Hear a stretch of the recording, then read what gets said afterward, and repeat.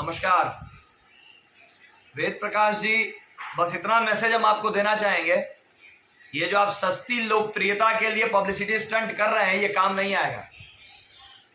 और जिस तरीके से हरिजन एक्ट हम पर लगाने का आप कोशिश किए हैं, तो हमको एक बात समझ में नहीं आ रहा है वेद प्रकाश जी कि दोगली नीति आपकी समझ में हमको नहीं आती है।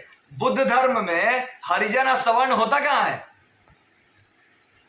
किसी बताइए कि इसको दोगलइये न कहेंगे। बुद्धिस्ट कभी सवर्ण और दलित होता है? बुद्ध धर्म में सवर्ण और दलित के लिए कोई स्थान है और हरिजन के लिए? ये अपने आप कहते हैं कि हम बुद्ध धर्म को मानते हैं, तो बुद्ध धर्म का लोग SC ST एक्ट कैसे लगाएगा? और पुलिस को मना करना चाहिए था कि आप अगर बुद्ध धर्म को मानते हैं, हिंदू रीति रिवाज को नहीं मानते हैं, तो आप दलित महादलित में नहीं आते हैं। गलत तरीके का बयानबाजी और पत्रकारिता, हमने एक जगह भी आपके किसी भी जाति सूचक शब्द का प्रयोग नहीं किया है। आप हर जगह जाति का उपयोग करते हैं। मेरा पूरा कंटेंट लाइव है, डिलीट नहीं हुआ है, आपके पास है। पुलिस को दीजिए और पुलिस वेरिफिकेशन करे इस पर कि जब हमने नाम ही नहीं लिया है हरिजन का, जब हमने उनकी जाति का नाम ही नहीं लिया, मुझे तो आज तक नहीं पता कि उनकी जाति क्या है। जाति पूछकर हम आज तक कभी काम ही नहीं किए हैं। तो ये जो प्रोपोगेंडा आप किए हैं और गलत तरीके का FIR मेरे ऊपर दर्ज कराया है, आपको बहुत मुश्किल हो जाएगा। एक बार फिर हम बोल रहे हैं, और इसको चेतावनी समझ के रखिए।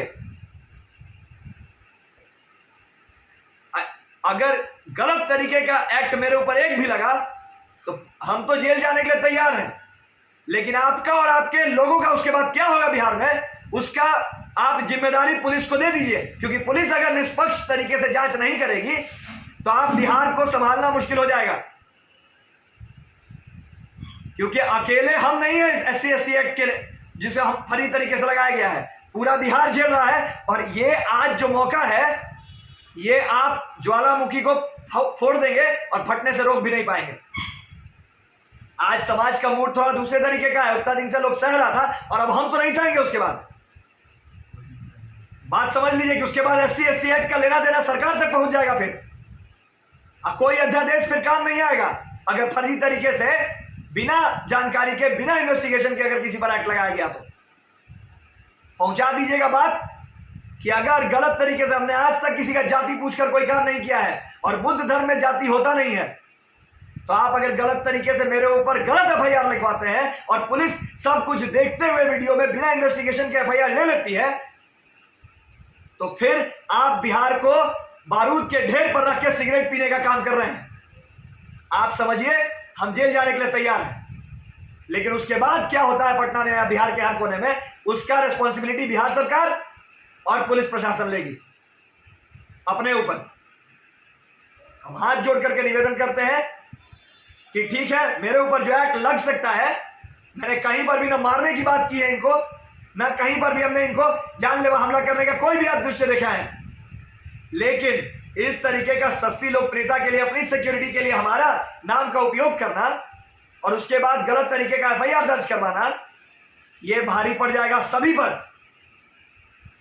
क्योंकि जितना आप आज हमको जान रहे हो उतना अभी जान नहीं पाए, चाहे कोई भी हो।